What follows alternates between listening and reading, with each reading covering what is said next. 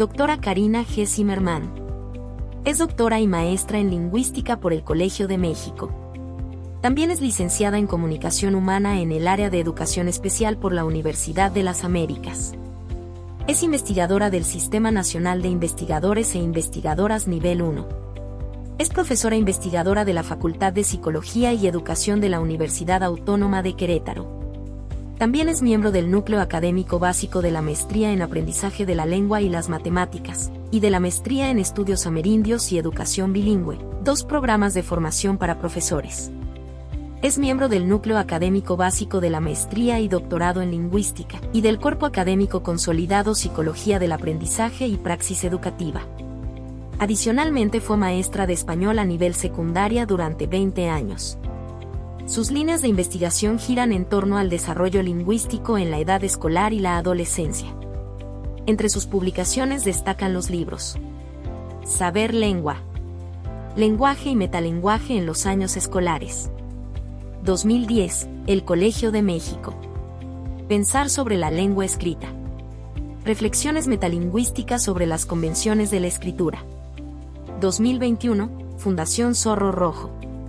Así como la coedición de los libros Desarrollo lingüístico tardío en poblaciones hispanohablantes. 2021, Comunicación científica. Y Aprendizajes y contexto. La lengua y las matemáticas en la educación básica. 2023, Comunicación científica.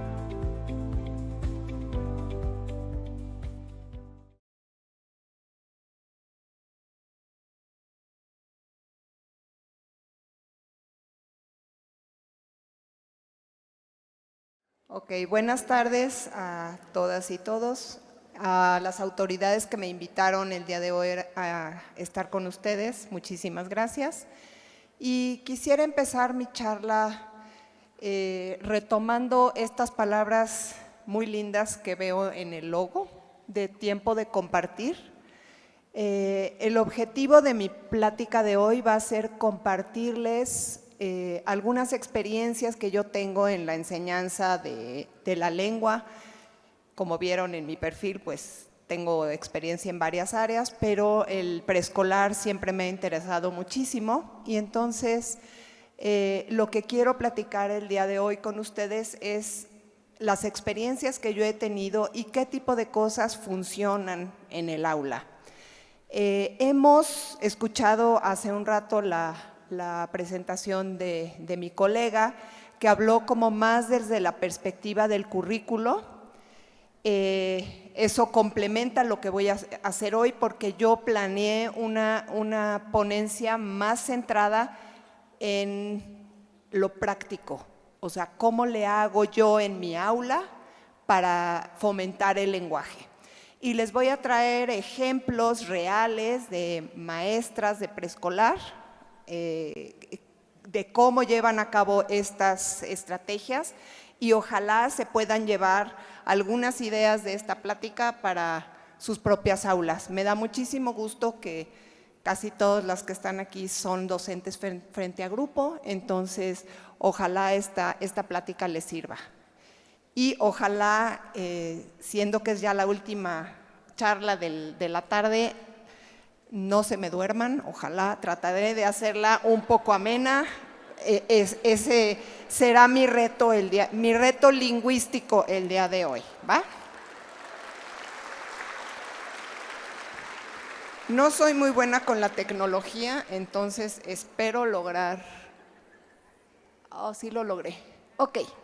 Les voy a hablar brevemente, les voy a dar como un panorama general de qué se va a tratar esta charla. Primero vamos a hacer una pequeña introducción muy general, teórica, de qué es lenguaje y comunicación, sobre todo para que vean cómo lo estoy viendo yo, ¿no? Luego, ¿qué pasa con el desarrollo del lenguaje y la comunicación en el preescolar? Que ustedes seguro ya lo saben, pero vamos a dar un pequeño repaso teórico. Y la charla se va a centrar sobre todo en cómo podemos potenciar este desarrollo lingüístico en el aula, ¿sí? Y me voy a centrar en 2 temas específicos que se ha visto en las investigaciones que funciona Número 1, potenciarlo mediante el discurso argumentativo. Y ustedes me van a decir, ¿cómo voy a poner a argumentar niños de 3 años? Les juro que sí se puede, ¿no? Y seguro lo saben, ¿no?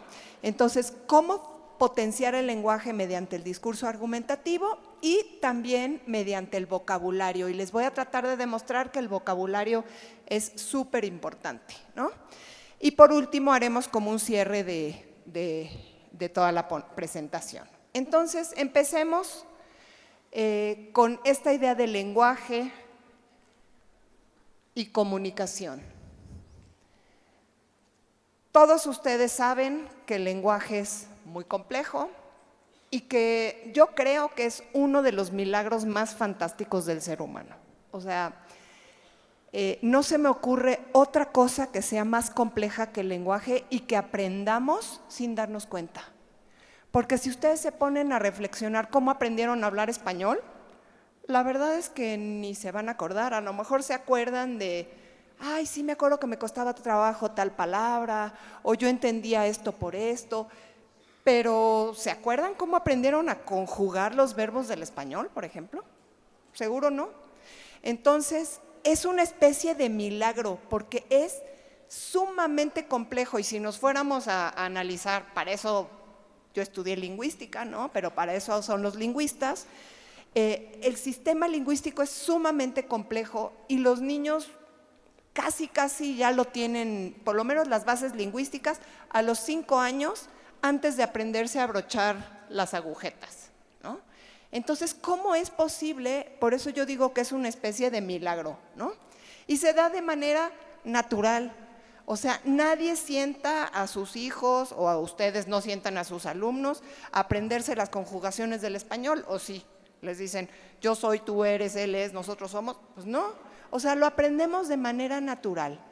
Y es propio del ser humano, o sea, sabemos que los animales, sí se habla del lenguaje de las ballenas y de los delfines y de los perritos de la pradera, pero la verdad es que no es lenguaje como tal, ¿no? Es puramente humano.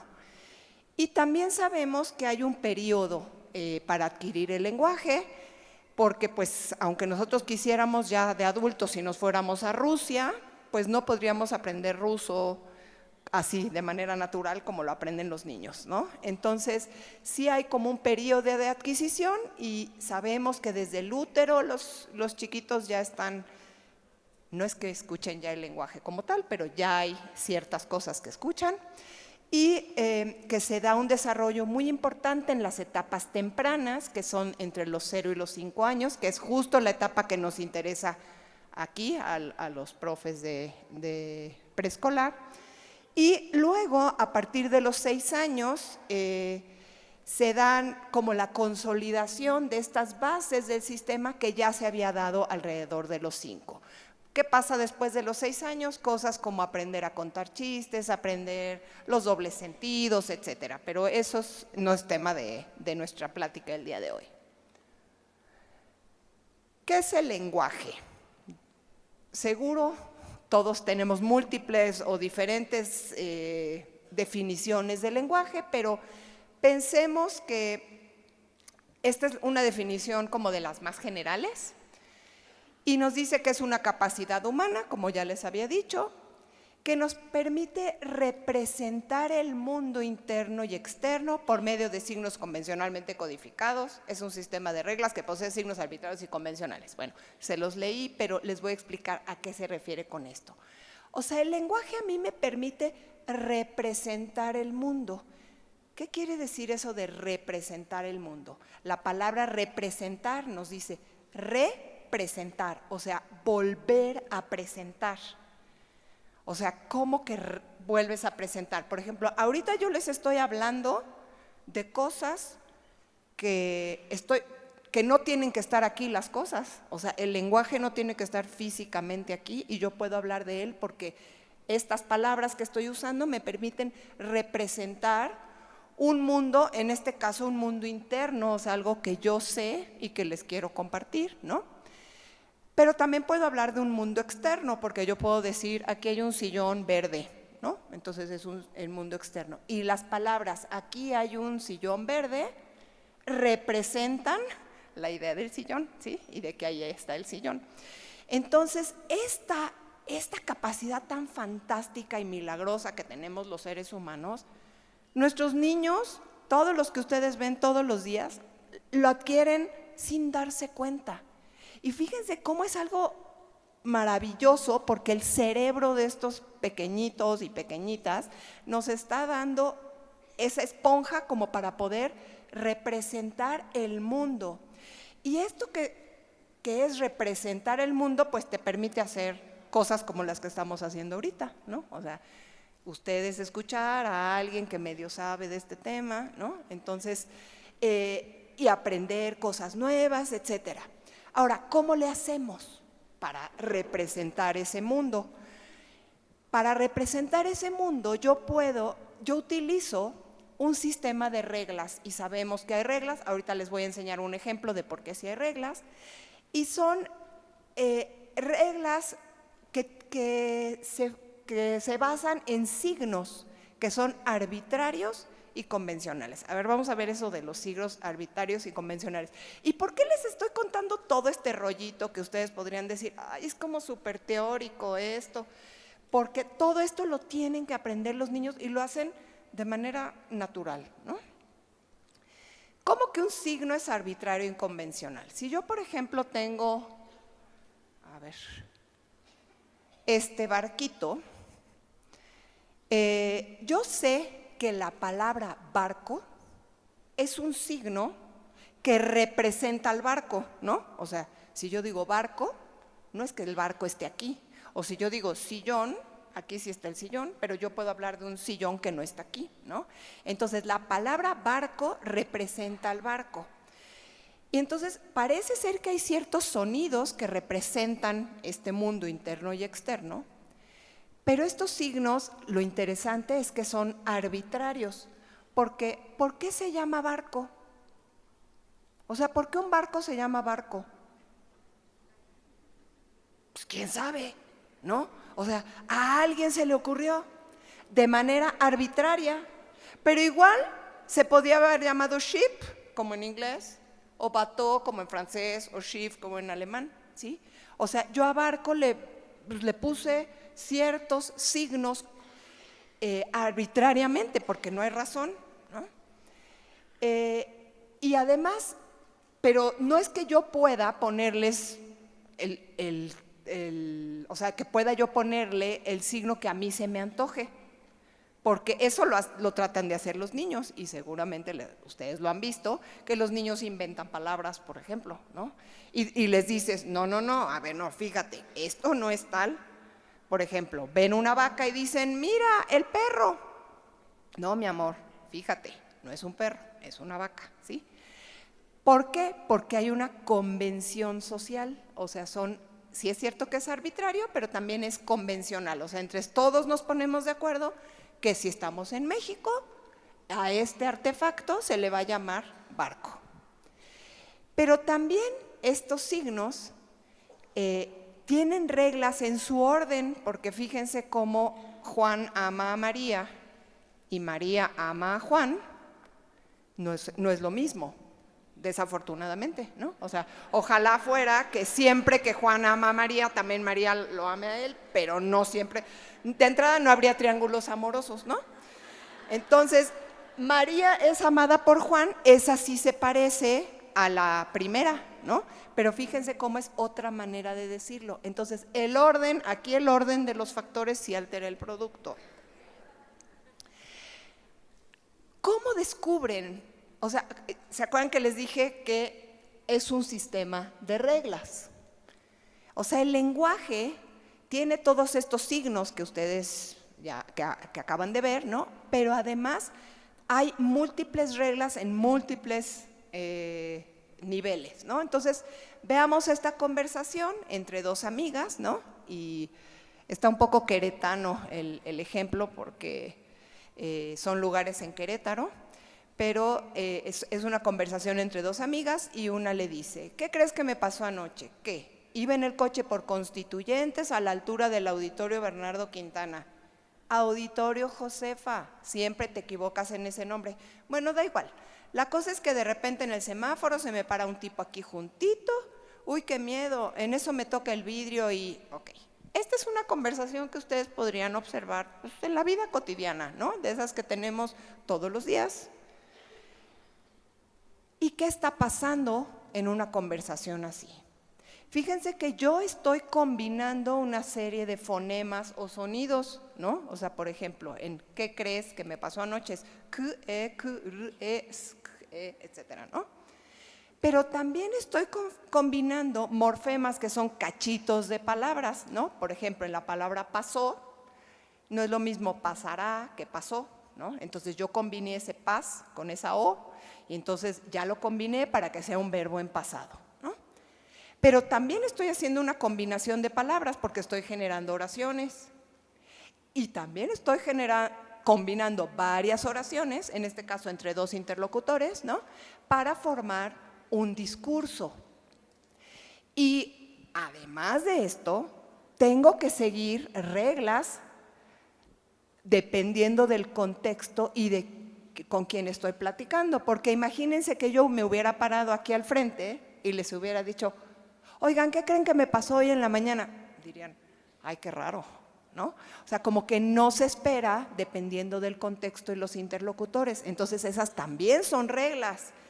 Y por último, también hay reglas que tienen que ver con lo que puedo pensar sobre el lenguaje, que es lo que estamos haciendo ahorita. O sea, yo ahorita les estoy haciendo que piensen sobre el lenguaje y cómo está estructurado el lenguaje.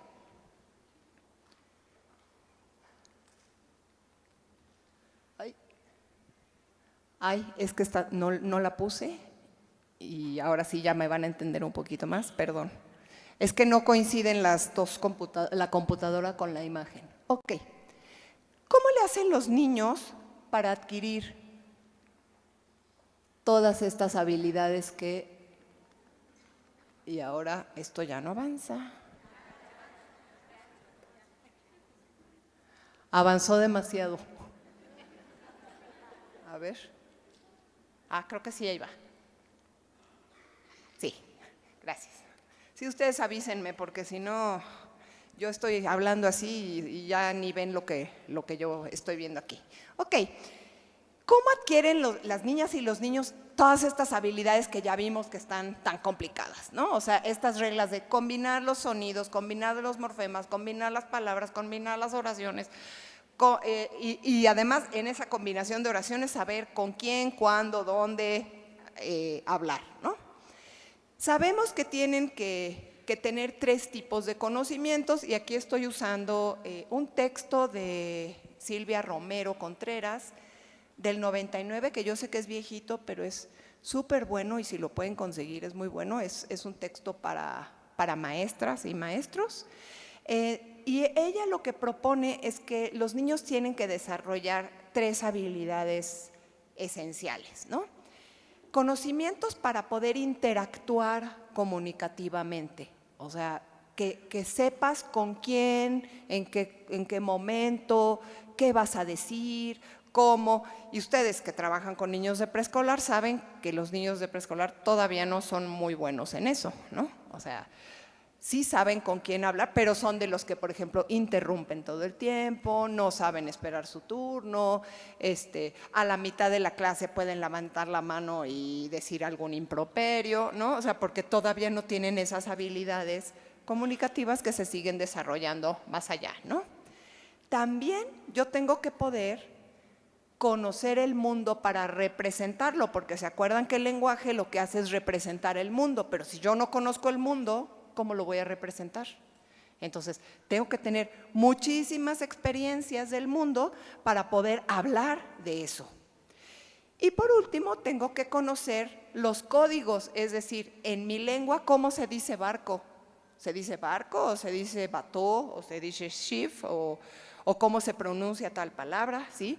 O sea, tiene que ver. Entonces, pero todos estos conocimientos se dan al mismo tiempo. O sea, no es que un niño un día aprenda a comunicarse y 2 meses después aprenda a representar el mundo. No, o sea, todo se da de manera simultánea.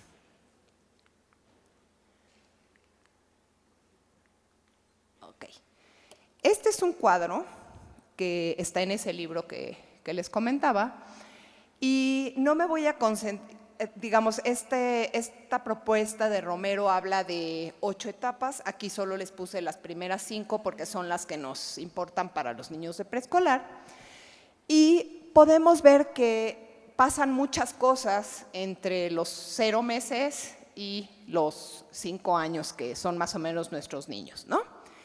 Y marqué como con colorcito más oscuro, no sé si se alcanza a ver, las últimas 2, que es en las que me voy a concentrar, porque son las que están sucediendo desde más o menos el preescolar 1 hasta el preescolar 3, ¿no? ¿Qué está pasando en estos 3 niveles cuando nuestros niños están en el preescolar? Si me voy a empezar el cuadro al revés, porque es más fácil empezar de derecha a izquierda por el tipo de contenidos, ¿no? Entonces, váyanse al conocimiento del código y ahí nos están diciendo que lo que surge es la sintaxis intraoracional. Bueno, esto suena medio complicado, pero en resumen, la sintaxis intraoracional quiere decir que yo ya puedo formar oraciones bien hechas, bien estructuradas. Y piensen ustedes, o sea, un niño de 3 años y medio, sí esperaríamos que ya esté produciendo oraciones más o menos estructuradas, ¿no? Como de, maestra, ¿puedo ir al baño? Mi abuelita me mandó sándwich de pollo, yo qué sé, ¿no? O sea, ya podría decir oraciones de ese tipo. Y en la etapa un poquito posterior, ya podría tener una sintaxis interoracional, es decir, puede combinar varias oraciones. Entonces ya podríamos esperar que un niño de 5 años nos pudiera contar una pequeña historia, ¿no? Ya lo pueden hacer muy bien, ¿no?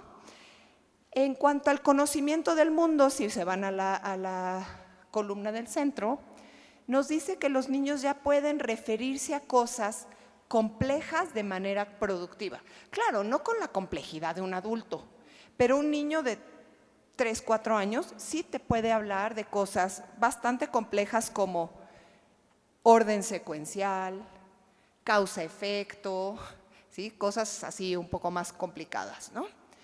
Y más adelantito dice que pueden tener referencia abstracta. Obvio no van a hablar de qué es la solidaridad y qué es la libertad, no, pues son niños de 5 años, pero sí se pueden referir a cosas abstractas como el amor. El amor es que mi mamá me quiera. Libertad, libertad es que mi papá salió de la cárcel, ¿no? O sea, ese tipo de cosas. Y en el conocimiento para la interacción, vemos que lo que van a lograr en esta etapa es un inicio de la organización discursiva, es decir, el discurso, esta combinación de oraciones, empieza a tener coherencia, es decir, los niños ya empiezan a hablar y ya se les empieza a entender bastante más cuando unen una oración con otra, ¿sí? O sea, ya pueden unir 3, 4 oraciones y yo ya sé más o menos de qué me está hablando, ¿no?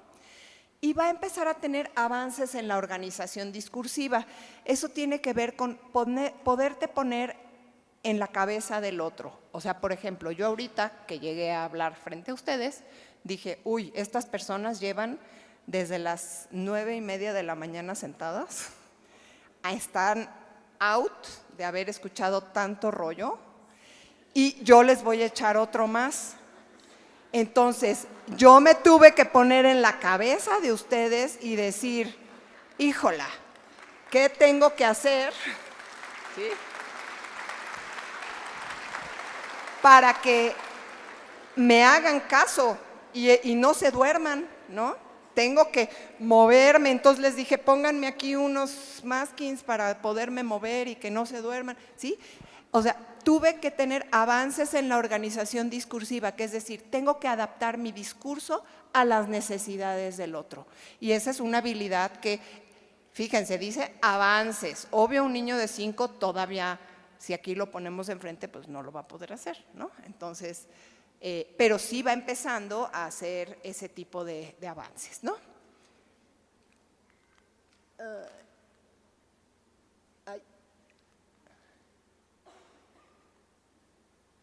Ok, ¿cómo se adquieren todas estas habilidades? Sabemos que hay factores biológicos y ustedes también lo saben, o sea, hay niños que por su biología, pues tienen más habilidades que otros, la verdad. Pero lo que más pesa, y mientras más avanzamos en estudios y demás, es el medio social, ¿no? Y lo puse con negritas porque el medio social somos nosotros, los docentes. O sea, sí es cierto que las familias, las casas, pero nosotros tenemos una responsabilidad enorme como maestros. Entonces, se sabe que el hogar, o sea, las casas y la escuela juegan un papel determinante en este desarrollo lingüístico. Como que van a decir, pero ¿cómo? Si nos dijo que todo salía de manera natural, pues que no supuestamente ya solitos lo van a aprender. Pues no, y al ratito voy a hablar un poquito más de cómo, porque todo el tiempo tiene que haber interacción social para que los niños lo desarrollen, ¿no? Y sabemos que en la escuela debemos trabajar o favorecer este desarrollo lingüístico, porque sí es como yo lo veo como una responsabilidad social. O sea, todos los que estamos aquí somos maestros porque nos gusta ser maestros, bueno, eso espero. Pero ese trabajo es una enorme responsabilidad social, ¿no? ¿Y por qué el preescolar? Uno diría, ay, pero si están súper chiquitos, ¿no? O sea, si juegan y no aprenden lenguaje, no importa. No, ¿qué creen que sí? Porque el lenguaje oral, y se ha visto, y ahí hay unos estudios hermosos de países ricos, obviamente, como Inglaterra, en donde desde que tú entras a la educación inicial, te siguen cada año hasta que egresas del doctorado, si te echas hasta el doctorado. Y tienen tus calificaciones, digo, está muy centralizado y a lo mejor puede sonar un poco fascista el asunto, ¿no? Pero tienen datos de qué pasa con el niño que en primero de preescolar tenía muy buen lenguaje, hasta dónde llega, y qué pasa con el que tenía problemas de lenguaje y hasta dónde llega, ¿sí? Y entonces se ha podido ver que el lenguaje oral es predictor número 1 de la lengua escrita, que eso sí ya lo sabíamos, pero también del éxito académico en etapas posteriores. Es decir, los niños que ustedes tienen en su aula, que son los que más hablan, los que más argumentan, son los que van a tener mejor desempeño académico y mejor desempeño laboral también. Entonces, ¿qué responsabilidad es esa? ¿No? O sea, yo estoy de maestra o maestro de preescolar y tengo a estos chiquitos y yo digo, ay, bueno, pues no, pues lo que estoy haciendo ahorita va a incidir en si este chavo acaba la prepa, en si este chavo estudia una carrera, incluso si hace un posgrado. Y está así demostrado con estudios, no es mi invento, ¿va? Ahora, me pidieron que les hablara de la nueva escuela mexicana y de cómo se trabaja la lengua en el aula en la nueva escuela mexicana. Y entonces me puse a revisar los programas que ya nos compartió la expositora, la maestra Mónica, antes de mí. Y lo que encontré es que en estos libros que ustedes conocen mejor que yo, porque yo ya no soy maestra de preescolar, sí lo fui en algún momento, pero ya no. Ustedes seguro ya encontraron que hay muchas actividades que tienen que ver con el fomento de la lengua escrita, ¿sí? Y ahí les puse ejemplos de las cosas que vienen, de las actividades y lo que se propone para trabajar la lengua escrita. Ay, de nuevo se me olvidó. Ahí está. También hay actividades que tienen que ver con el desarrollo de estas habilidades discursivas que les decía, de estar hablando, de echarte un discursito con otros, porque se trabaja con textos narrativos, se trabaja con instructivos y con textos informativos.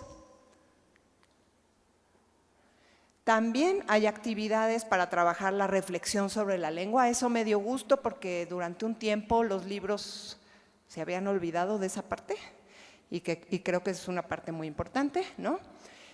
Hacen juegos de palabras y poemas. Entonces siento que hay muchas cosas muy rescatables y que están bien en esos de las actividades que les proponen desde un punto de vista de enseñanza de la lengua. No sé de otras cosas, esto fue la forma en la que yo los analicé. Pero siento que A la par de que estamos trabajando con esto y con los programas tal cual como nos los ponen, podríamos añadirle estas dos cositas que yo ya les decía del discurso argumentativo y del vocabulario. Y ustedes me van a decir, ay no, pero ¿cómo? Si apenas si podemos con las planeaciones, si apenas si podemos con la nueva manera en la que se está enseñando, en los proyectos y demás. No se preocupen porque las estrategias que yo les traigo son a la par. O sea, mientras estoy trabajando esto, al mismo tiempo lo van a hacer. Y ni siquiera es de que me voy a tener que sentar a planear horas enteras.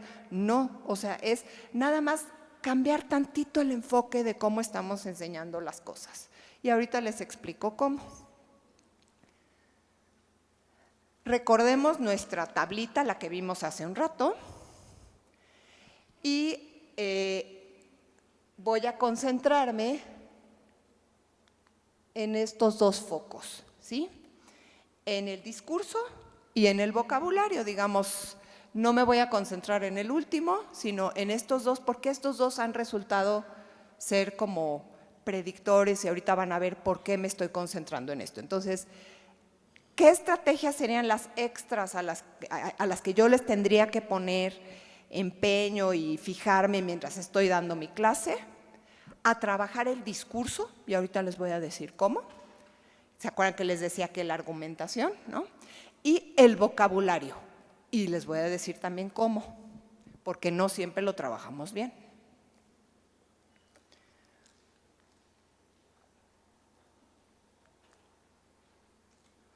Ok, ¿por qué el discurso?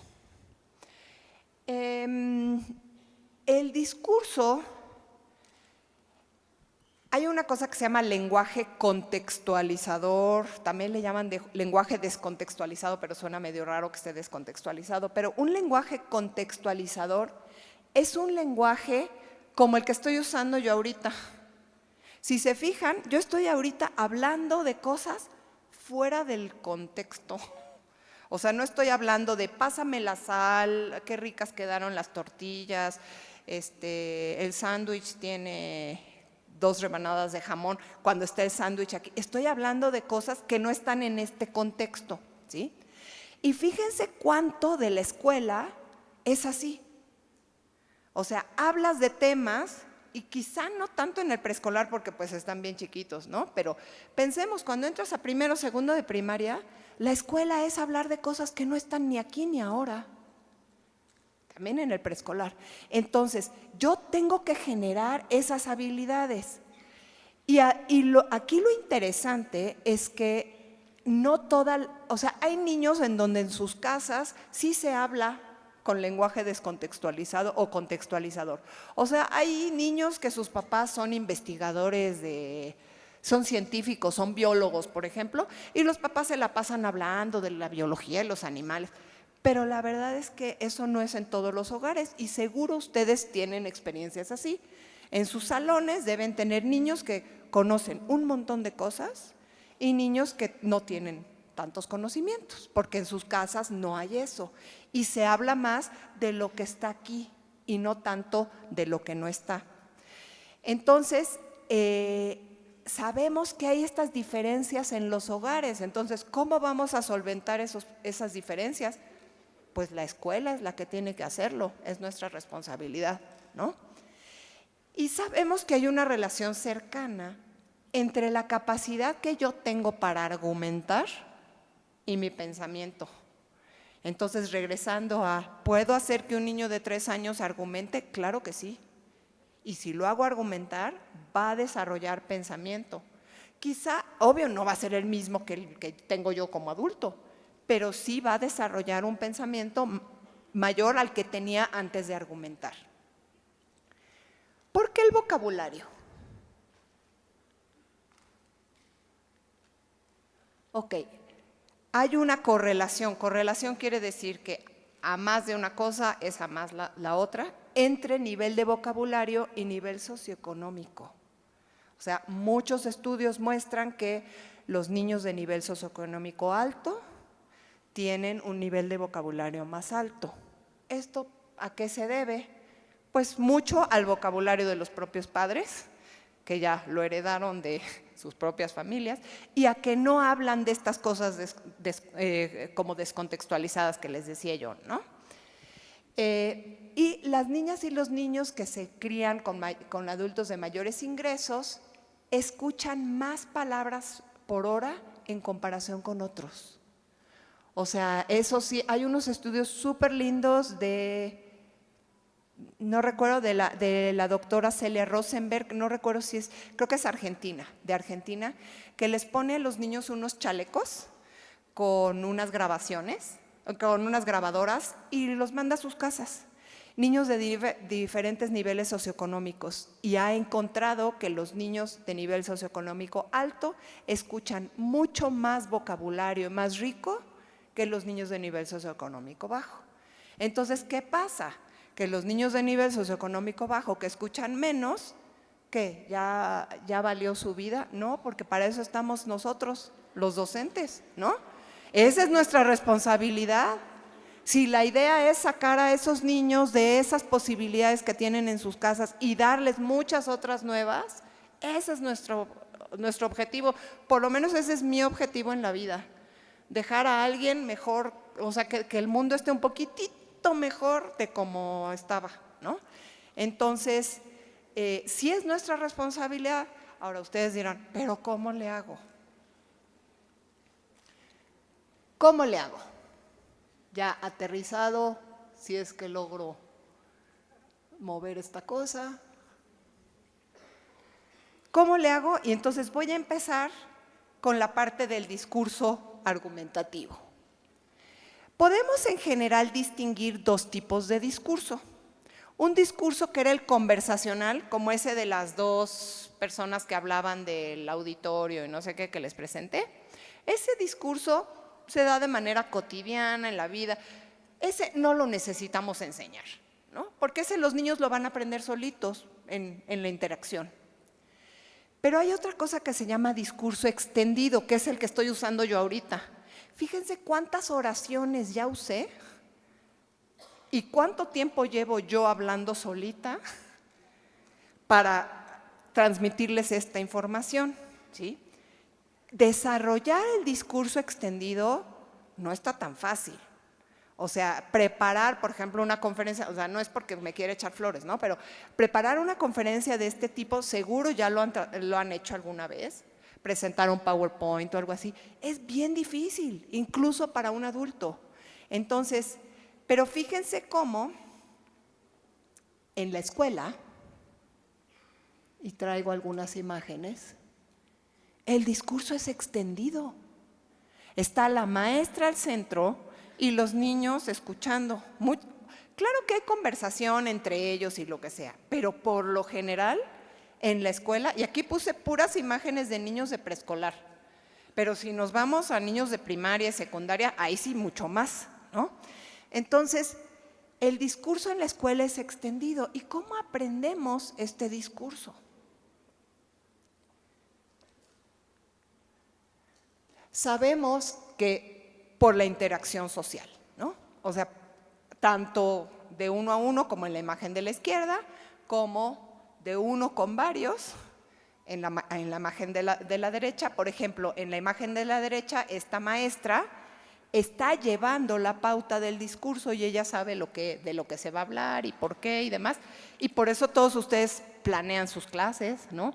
Y hace un rato les hablaban de cómo debe ser la planeación, porque justo el discurso extendido es planear.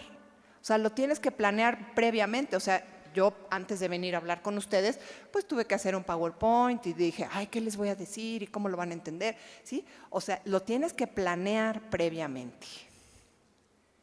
¿Cómo no aprendemos el discurso? Y aquí esta imagen les va a gustar.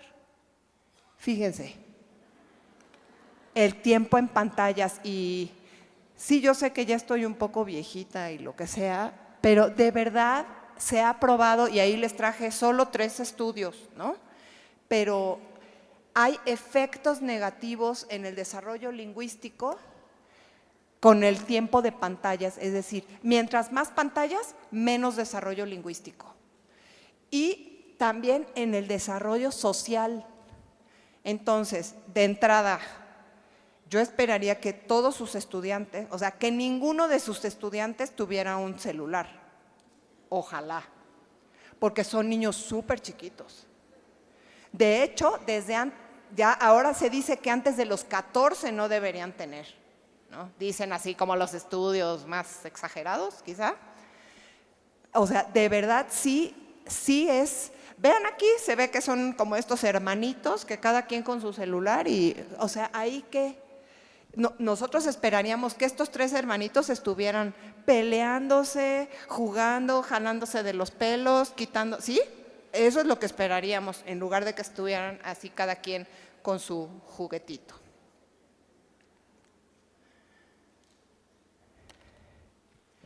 ¿Cómo le hacemos? Ahora sí, ya viene lo interesante, viene lo bueno. ¿Cómo le hago para desarrollar el discurso oral argumentativo? Y aquí les traigo cuatro cosas importantes y vamos a ver ejemplos de cada una, ¿no? La primera, un diálogo real, no un monólogo. Ahorita yo estoy teniendo un monólogo, ¿sí? Esto no es lo que esperamos en nuestras clases. Por favor, no se queden ustedes hablando horas así como yo ahorita. Digo, esta es una conferencia magistral, es otro tipo de formato, ¿no? Pero, por favor, no ocupen tanto tiempo de sus clases ustedes hablando. En principio, lo que esperaríamos es que fuera 50 y 50, es decir, 50% maestra, 50% los niños. Plantearles preguntas abiertas o comentarios debatibles, no cosas como, ¿de qué color es el sillón? Pues obvio, verde. O sea, ¿eso qué se va a debatir? Pero algo así como, oigan, ¿por qué creen que pusieron un sillón aquí? Esa silla es distinta, porque cada quien podría decir, no, yo pienso que para que usted se siente, y no, yo pienso que para que por si se cansa, o yo qué sé, ¿no? Animar al grupo a responder a las intervenciones de otros.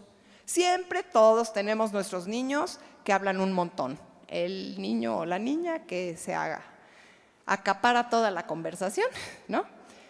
Pero, y los típicos que no hablan nada. Entonces, animar a los que no hablan también a participar y motivarlos a continuar hablando. Ahorita me voy a ir con ejemplos reales de una maestra que les está leyendo La Cenicienta a sus niños y mientras están leyendo, con negritas les marqué como las cosas que serían interesantes de analizar. Aquí estamos viendo que la maestra, fíjense, ocupa más o menos la mitad de la intervención. ¿Ya vieron que ella les está leyendo el cuento, pero los niños están hablando un montón? Eso es lo que queremos. O sea, niños que hablen mucho. Plantear preguntas abiertas.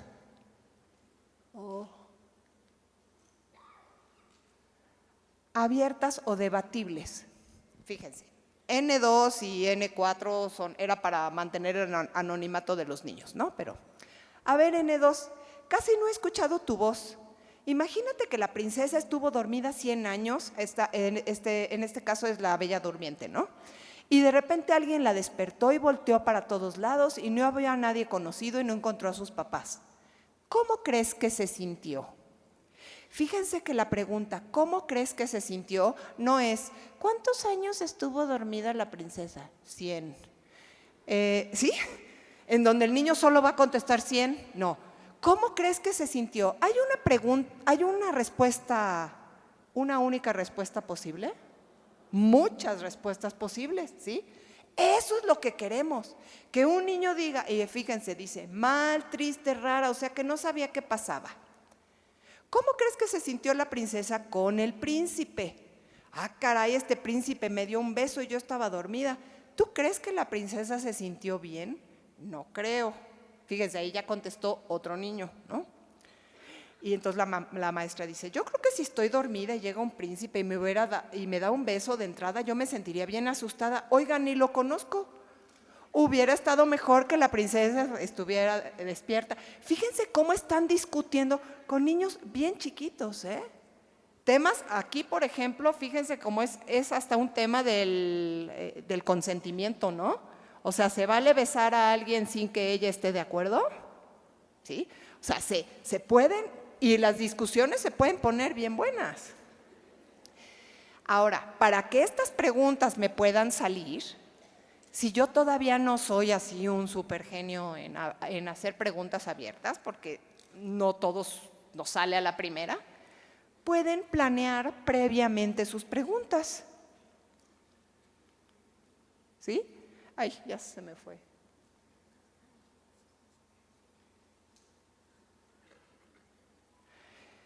Esta maestra que les enseñé, lo que hacía es que ponía post-its en el cuento y decía, aquí les voy a preguntar esto, aquí les voy a preguntar esto, aquí les voy a preguntar esto.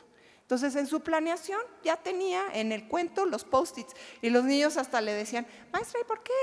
Es que esta es la pregunta que les voy a hacer, ¿no? Entonces, y ni siquiera es mucho que te va a costar, nada más es cosa de pensar qué pregunta podría estar buena para que se discuta. ¿Cómo le hago para que todos participen? Animar al grupo a responder. Fíjense cómo la maestra aquí dice, chicos, ¿por qué creen que las hermanastras piensan que Cenicienta no debe ir al baile? Porque no quieren que se vaya de la casa. O sea, ¿pero por qué? Porque no quieren que vaya porque tienen que limpiar la casa. Muy bien, eso lo contestó N3, pero entonces la maestra dice, híjola, N6 no ha hablado nada, ¿no?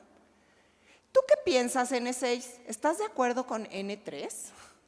O sea, la maestra genera que entre ellos vayan escuchándose, porque además eso sabemos que en el preescolar también les cuesta un montón, ¿no? Cada quien contesta, o todos contestan lo mismo y no se dieron cuenta que el de junto ya lo contestó, ¿no? Entonces, aprendes a escuchar. Creo que esto nos ayudaría incluso hasta para nuestros debates en las cámaras de diputados y eso, ¿o no? La verdad, saber escuchar es algo que deberíamos aprender todos, ¿no? Y qué mejor que desde el preescolar me lo enseñen. Y ya vieron que ni siquiera está tan difícil de hacer, o sea, es nada más decir, a ver, ¿y tú qué opinas? ¿Y tú qué opinas? ¿Y tú qué opinas? ¿Y qué opinas de lo que dijo fulanito? Fíjense cómo dice abajo, es lo que decía N3, porque además se tiene que quedar a limpiar. ¿Tú qué piensas, N5? ¿No? Entonces está echándoles la bolita a las niñas y los niños.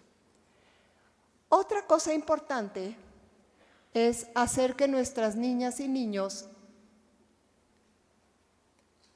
hagan intervenciones cada vez más largas, porque se acuerdan que lo que estamos tratando de hacer es que hagan un discurso extendido, es decir, que puedan hablar mucho y un rollote, digo, no como el mío de ahorita, pero que sí puedan hablar como más.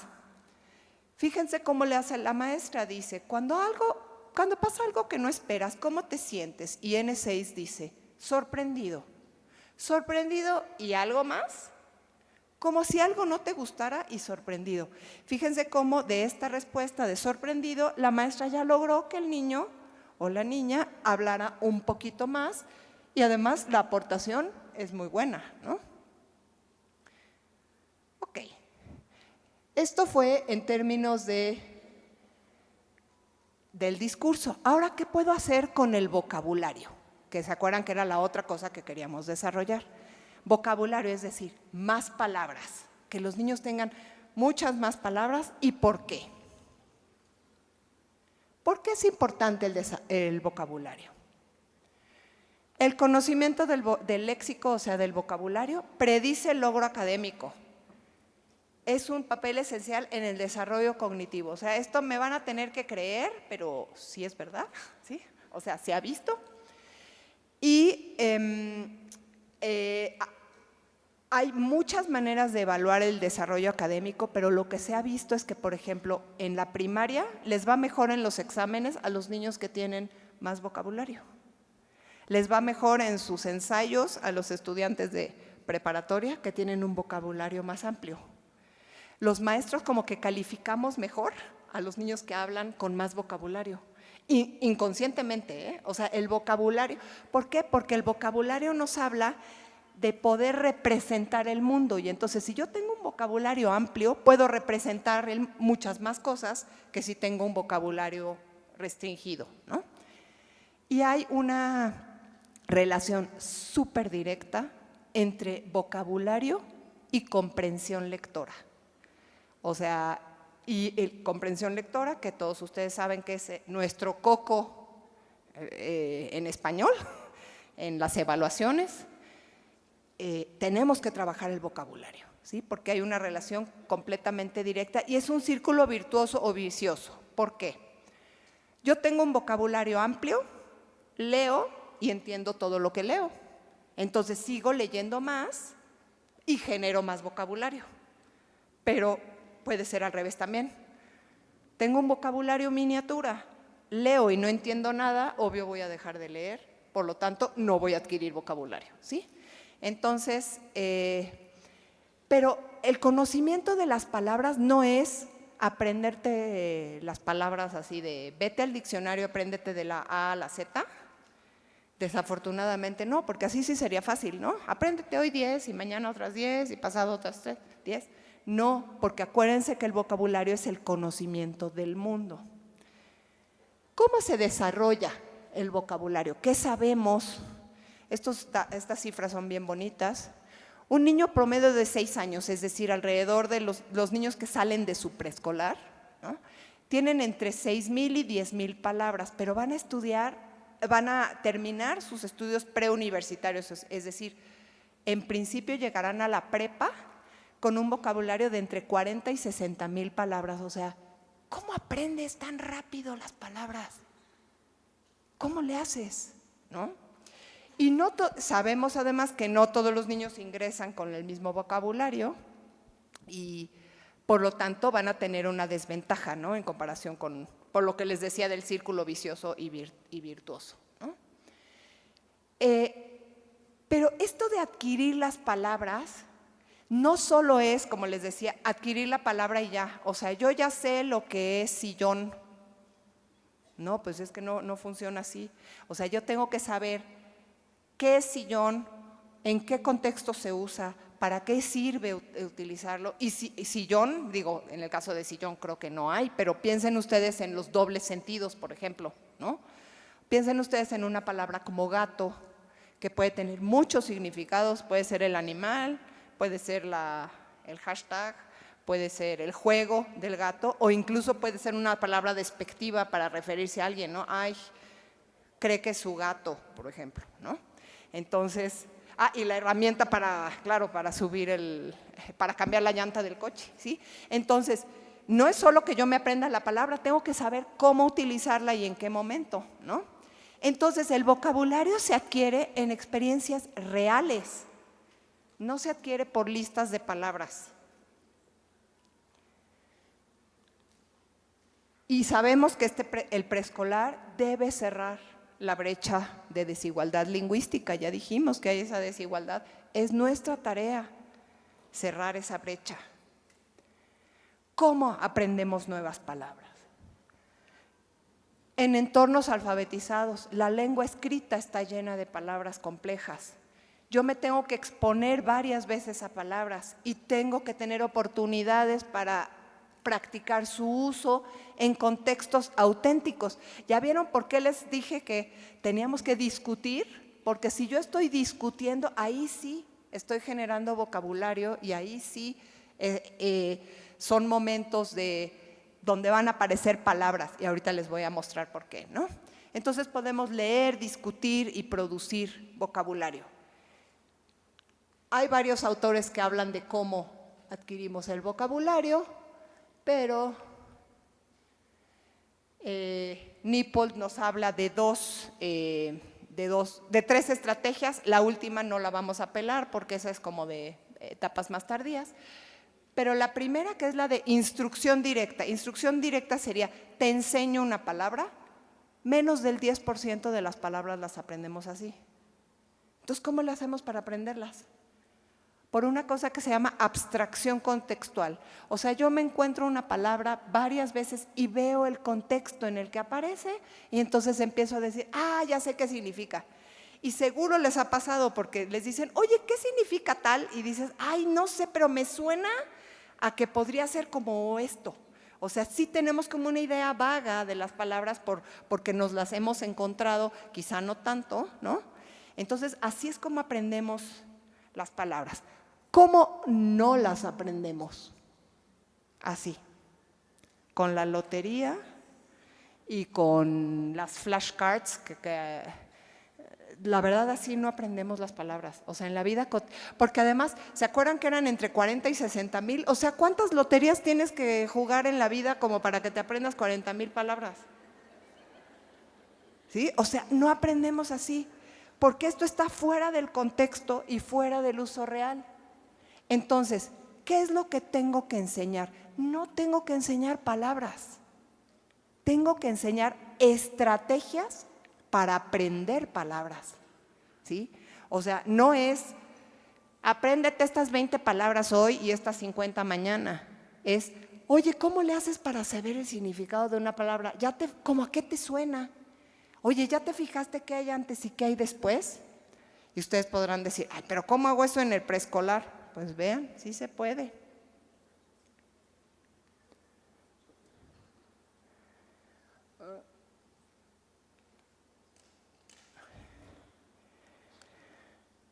¿Qué prácticas desarrollan el vocabulario? Obviamente la lengua escrita, ahorita les voy a mostrar por qué. Leerles en voz alta, léanles a sus niños. Pero no les lean así nada más, léanles y discutan sobre los textos, ¿sí? Conversen, discutan sobre las palabras que están en los textos y modelen el uso de vocabulario especializado. Y ahora les voy a dar ejemplos de cómo se puede hacer esto.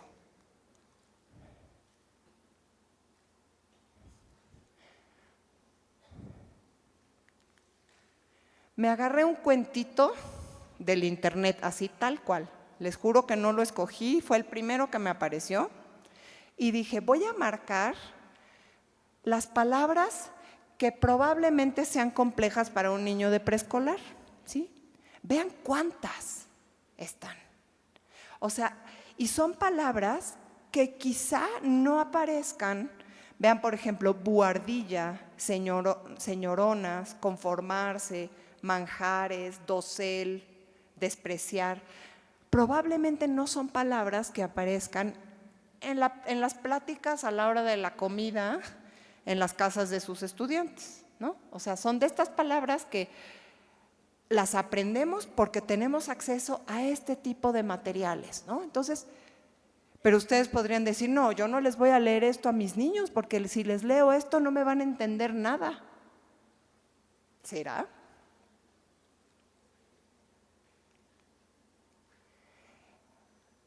Muchas veces lo que hacemos, y me voy a regresar, es que cuando les leemos un cuento como este, empezamos.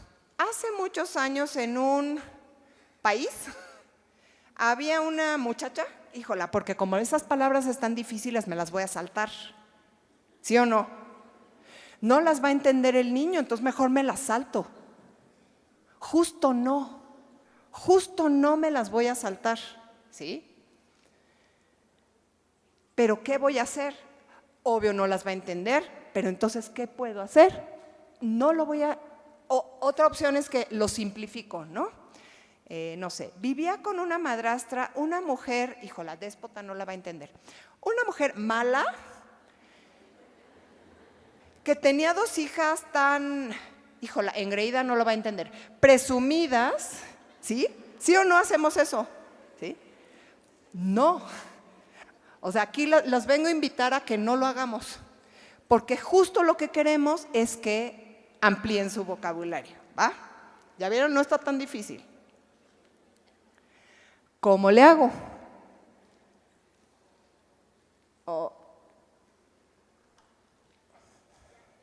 Gracias.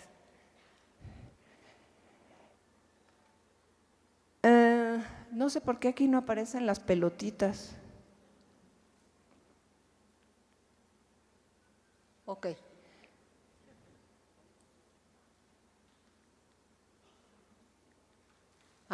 Perdón, sí. Este es un texto un poco distinto. No es un cuento. Nos encanta leerles los cuentos porque es lo que más entienden, más fácilmente, ¿no? Pero lean otros tipos de textos también. Vean acá que está lleno de vocabulario mucho más complejo, más como de ciencias, ¿ya vieron? Como característico, insecto, descubrir, averiguar, dividido. Ese vocabulario también lo tienen que aprender.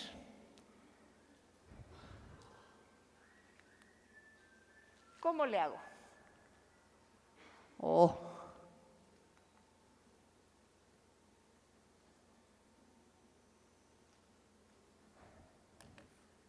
Creo que ya está como acabándosele. No, ya se está yendo a donde no quiero. Ahí está. Ok.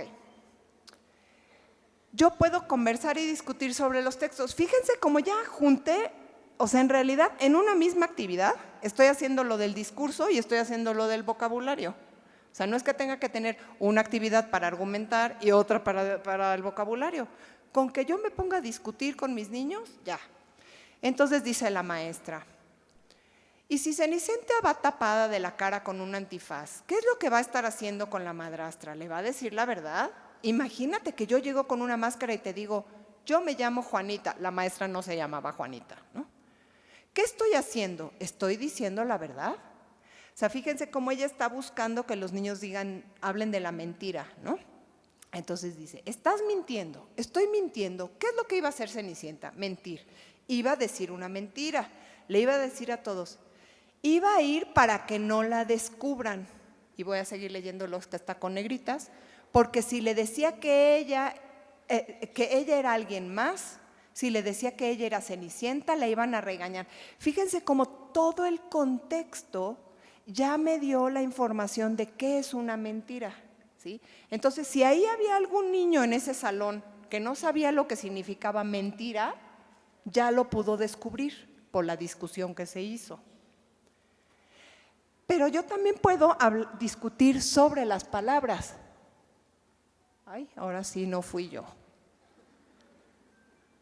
La anterior.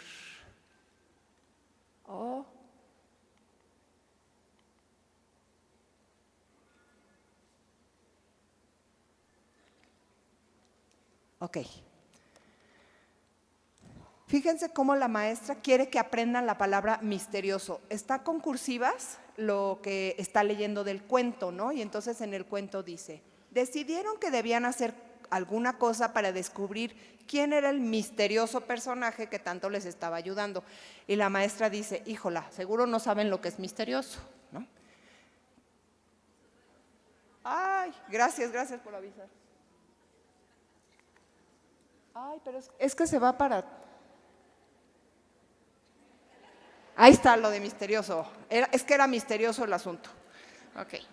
Entonces nos dice en la tercera línea, ¿no? Decidieron que debían hacer alguna cosa para descubrir quién era el misterioso personaje que tanto les estaba ayudando. Ella dice, úchalas, los niños no van a saber lo que es misterioso, ¿no?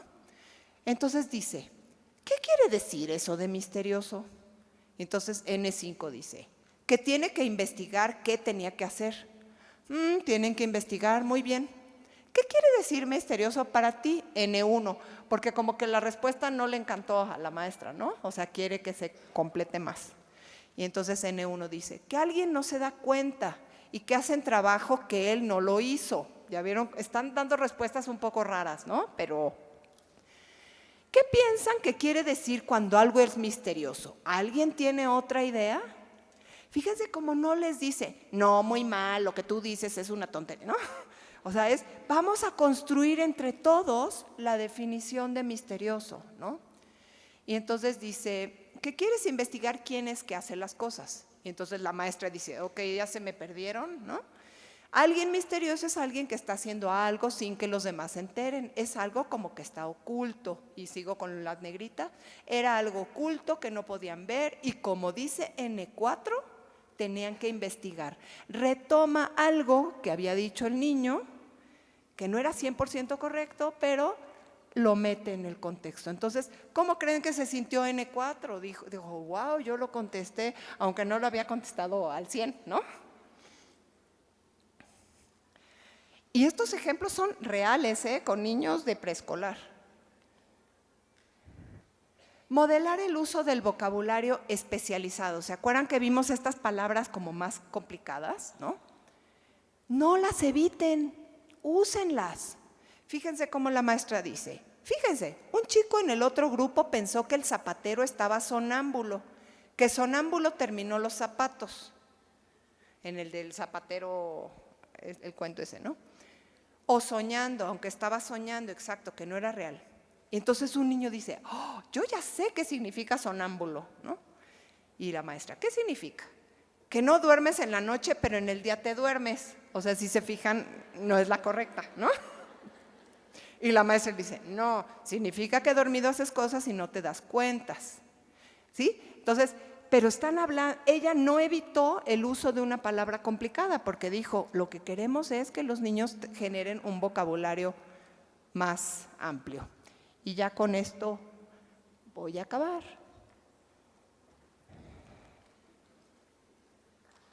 No, todavía no. Faltan las reflexiones finales, perdón. Todavía no se me emocionen, pero ya casi. Las discusiones en el aula, ¿ya vieron por qué hay que discutir? Pero discutir no es moquetearte, ¿no? O sea, discutir rico, así con buenas preguntas y ver qué estás diciendo tú y qué opinas tú y tú qué opinas. Hacen observables aspectos que no son directamente perceptibles. Es decir, probablemente los niños ni sabían que existía el sonambulismo, ¿no? Pero si lo empiezas a discutir, y seguro pasan cosas hermosas como, ay, a mí nunca me ha pasado. Y van a llegar a su casa y, mamá, ¿sabías que hay personas que en la noche se levantan y caminan y están dormidas? ¿Sí? Entonces, generas cosas, haces observables cosas que no se veían. Explicitan relaciones y contrastes que no siempre son evidentes, porque cuando discutimos y N1 dice una cosa y N2 dice otra, si uno dice, sí se vale que besen a la princesa dormida, y el otro dice, no se vale, qué buena está la discusión. Y ya estoy viendo que hay posturas diferentes y que puede haber maneras distintas de ver el mundo. Y permiten el intercambio de ideas y la generación de hipótesis. Entonces, ¿qué es lo que queremos? Queremos aulas donde haya discusión, donde haya interacción, donde haya colaboración y se cuestione a los compañeros, pero también a nosotros los docentes, porque también nosotros nos podemos equivocar y no siempre sabemos todo y se vale decir, no sé qué es sonámbulo, pero déjame te lo investigo. Y en eso le estás enseñando al niño, no sabe todo, pero sabe investigar, ¿sí? Entonces, queremos ese tipo de aulas donde haya mucho ruido, no relajo, pero ruido, ¿sí? Ruido donde los niños estén hablando y de verdad se súper enganchan y se emocionan de discutir y entonces vas entrando y hoy vamos a seguir leyendo y vamos a volver a leer, porque les encanta participar en discusiones, ¿sí? Muchísimas gracias.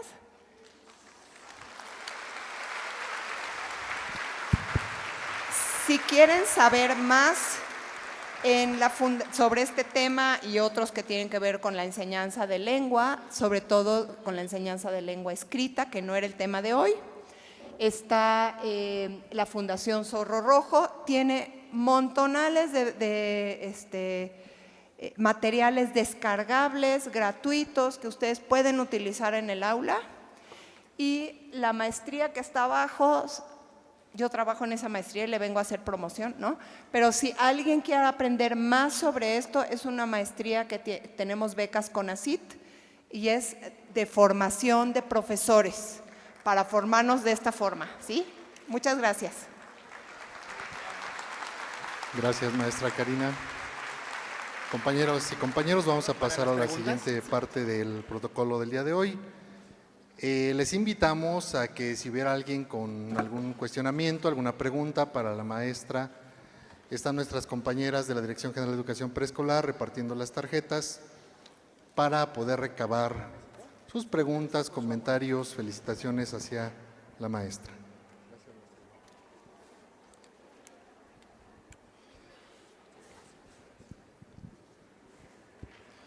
Maestra, nos preguntan de la audiencia una cuestión que creemos que es muy importante porque a fin de cuentas tenemos que dar nosotros información respecto al avance de nuestras niñas y niños. Y nos preguntan cómo podríamos evaluar el desarrollo del lenguaje oral en el aula. Es una muy buena pregunta. Por eso les recomendaba el libro de Silvia Romero, porque y el problema es que no está tan fácil de conseguir. Es un libro editado por la Secretaría de Educación en el 99. Ella tiene en ese libro como una serie de pautas que tienen que cumplir las niñas y los niños por nivel. Así, ¿se acuerdan del cuadrito que les puse? Entonces, cada uno de estos tiene como más incisos de qué tiene que poder hacer, qué tipo de oraciones tiene que formar, qué tipo de palabras debe tener en su vocabulario, y esa podría ser una manera de evaluar. La verdad es que los docentes y las docentes no somos terapeutas del lenguaje y yo no me atrevería a decirles que evalúen a sus niños, pero lo que sí, digamos, ya evaluación, si tienen dudas de este niño como que no habla bien, siento que tiene un retraso de lenguaje o algo así, mejor canalícenlo. Pero uno tiene bastante buena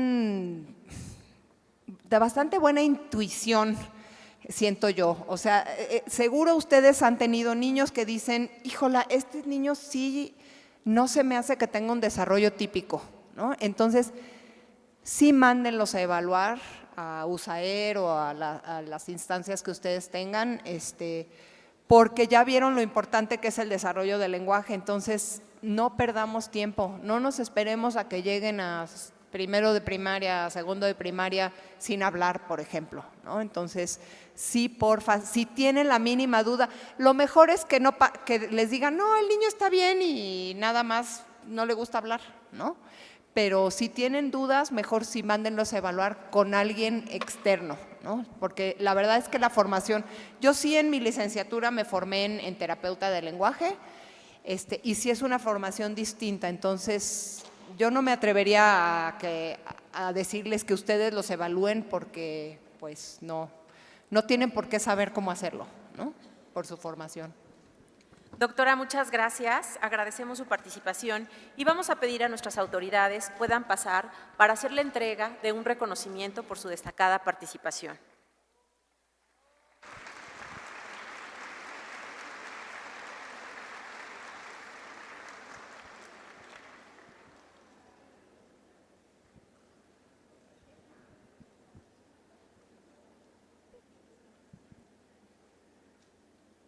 Daré lectura al reconocimiento que se le va a entregar a la doctora. El Gobierno del Estado de México, a través de la Secretaría de Educación, Ciencia, Tecnología e Innovación y la Dirección General de Educación Preescolar, otorga el presente reconocimiento a la doctora Karina Hess Zimmerman, doctora y maestra en lingüística por el Colegio de México, por su destacada participación como ponente con la conferencia El desarrollo del lenguaje oral en educación preescolar desde la mirada de la nueva escuela mexicana en el Día de la Educadora y el Educador, tiempo de compartir. Firman maestro Miguel Ángel Hernández Espejel, secretario de Educación, Ciencia, Tecnología e Innovación, y la profesora María Cristina Miranda Cedillo, directora general de Educación Preescolar, Toluca, Estado de México, abril de 2024.